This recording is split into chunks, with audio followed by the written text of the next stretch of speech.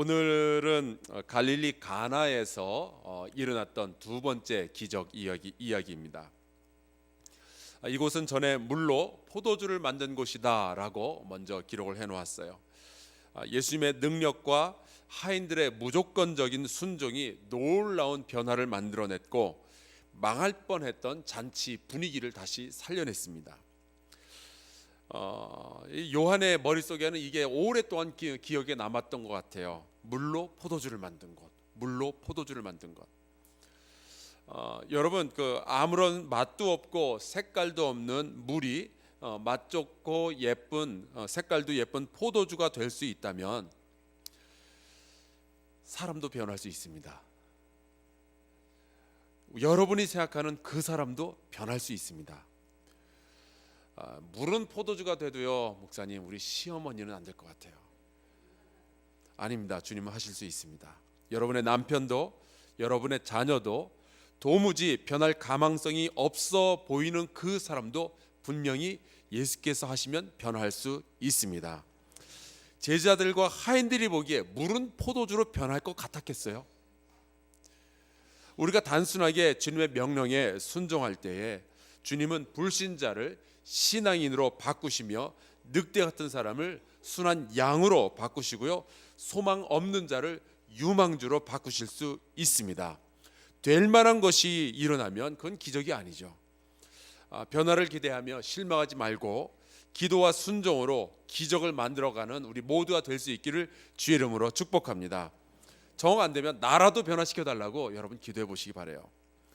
오늘은 왕의 신하의 아들을 치유하는 기적의 이야기입니다. 요즘 자주 듣게 되는 표현으로 금수저, 흙수저 이런 표현들이 있어요.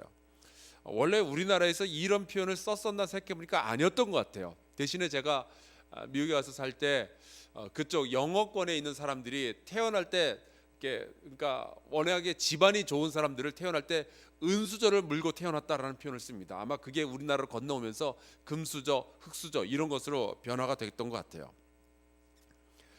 오늘 말씀에는 이 신분에 대한 사회적인 그 신분 고하에 대한 이야기가 먼저 배경으로 깔리게 됩니다. 가장 먼저는 왕이 나오죠. 2000년 전 고대 사회의 왕은 지금의 대통령과는 비할 것이 아닙니다. 물론 지금의 대통령이 힘은 더 셀지 모르겠으나 권력의 높이로 따지자면은 고대 사회 왕이 훨씬 높죠. 물론 지금은요, 국민이 대통령을 탄핵하는 시대잖아요. 그때는 뭐 말도 안 됩니다. 2000년 전에는 비록 로마의 지배하에 있던 상황이라 할지라도 왕은 왕입니다.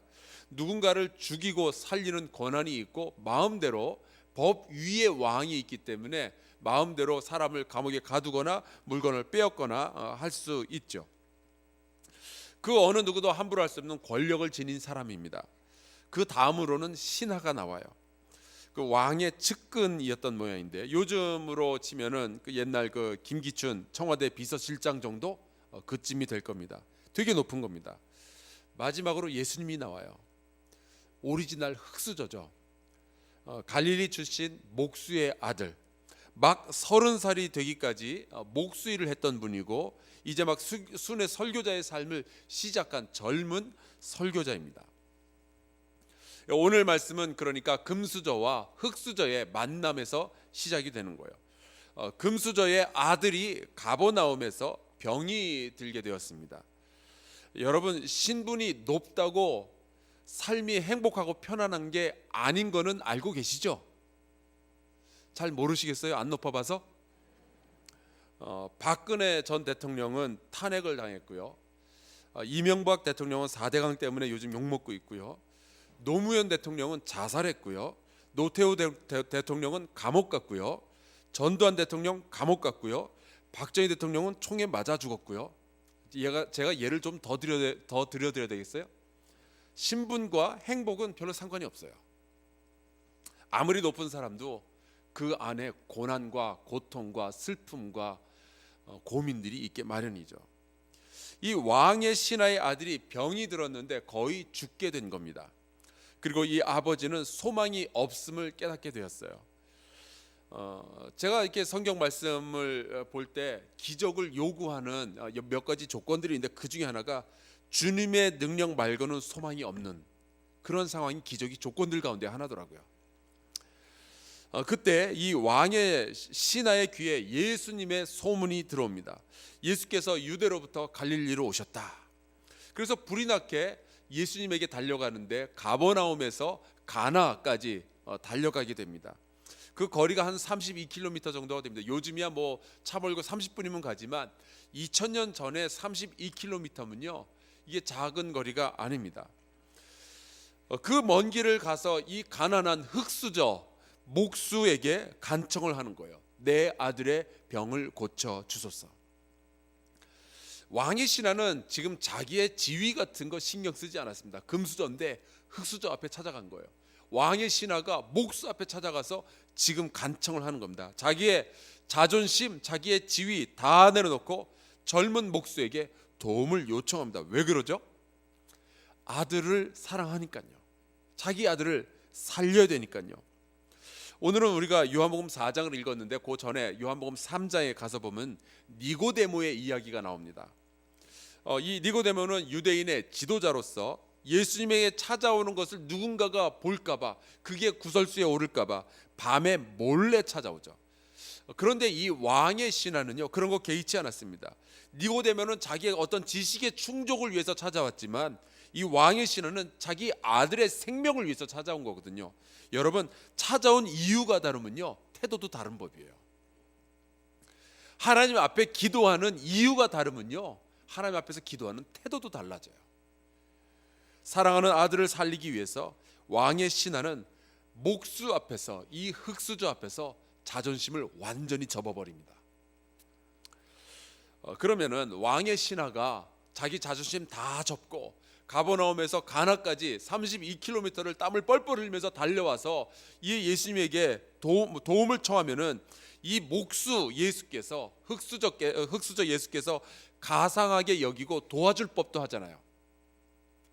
제가 미국 유학생활 처음 시작했을 때 돈을 아끼겠다고 제 아내가 이발 기계를 사서 직접 제 머리를 깎아준 적이 있었습니다. 초기에 제 머리를 처음 깎아준 날 아내는 울어버렸어요. 남편을 멋있게 해주려고 1시간 정도를 끙끙거리면서 이걸 노력을 했는데 그 옛날 드라마에 나오는 요섭인가 하는 거 있죠. 그렇게 만들어 놓은 거예요. 약간 모자라는 사람처럼 깎아 놓은 거예요. 여기저기 뭐 머리 파먹고. 그런데 아무리 제 머리가 그렇게 띨띨하게 나왔어도 1시간 내내 땀 뻘뻘 흘리면서 노력한 아내를 생각하면 어떻게 제가 화를 내겠어요. 괜찮다 그래야죠. 머리는 어차피 또 자라니까. 왕의 신하씩이나 되는 사람이 32km를 달려와서 사랑하는 아들을 살려달라고 하면 저 같으면 당장 도와줄 것 같아요. 가상하다고.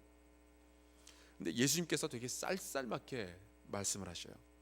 너희는 표적과 기사를 보지 못하면 도무지 믿지 아니하리라. 그들의 영적 수준을 좀 깔보는 듯한, 어찌 보면 높은 양반의 자존심을 툭 한번 건드려보는 그런 말씀을 하시는 거예요. 그런데 이 신하는요 그 예수님의 말씀에 전혀 흔들리지 않습니다. 꿋꿋하게 예수님께 부탁해요. 주여, 내 아이가 죽기 전에 내려오소서. 그에게는요 자기의 자존심보다 아들의 생명이 훨씬 더 중요했던 거예요.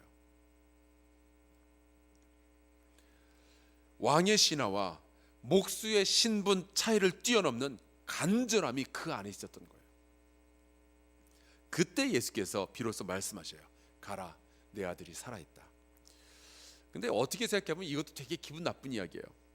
열왕기하 5장에 보면은 나아만 장군이 엘리사, 선지자 엘리사에게 와서 내 나병 좀 고쳐달라고 부탁하는 이야기가 있죠.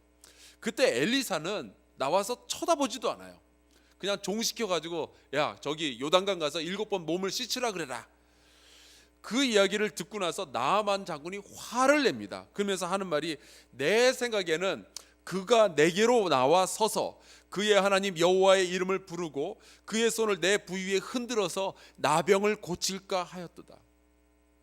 이게 신분 높은 사람들이 늘 기대하는 것 가운데 하나예요. 좀 대접 좀 받았으면 좋겠는데 기적이 일어나도 내 자존심 좀 안 건드리고 했으면 좋겠는데, 그래도 왕의 신하가 와서 아들을 고쳐달라고 그렇게 부탁하고 자존심 꺾고 그러는데 톡 쏘는 소리를 예수께서 하신단 말씀이죠. 이제는 내려와서 고쳐달라는 말을 듣고서도 32km 아직 떨어져 있는데 가라, 고쳐졌다. 이 왕의 신하가 자존심 상할 법도 하잖아요. 근데 50절에 보니까 이렇게 되어 있어요. 그 사람이 예수께서 하신 말씀을 믿고 가더니, 이 사람 참 대단한 사람인 것 같아요. 여러분, 이 왕의 신하는요, 표적과 기사를 보기 전에 믿었어요. 이게 주님께서 보고 싶으셨던 믿음이었습니다. 보지 않고 믿는 자가 복되다, 예수께서 하신 말씀이잖아요. 이 신하가 그랬습니다. 그리고 이 사람의 태도가 기적을 만들어내었어요. 아들이 그 시로 열이 떨어지고 살아난 거예요. 왕의 신하는 믿었다라는 말씀이 두 번 나오는데, 첫 번째는 아들이 고쳐진 것을 믿고 돌아갔다라는 말씀에서 나오고, 두 번째는 예수께서 과연 오시기로 한 그분이라는 사실을 온 가족이 함께 믿었다라고 되어 있어요. 여기에 기적의 목적이 있습니다.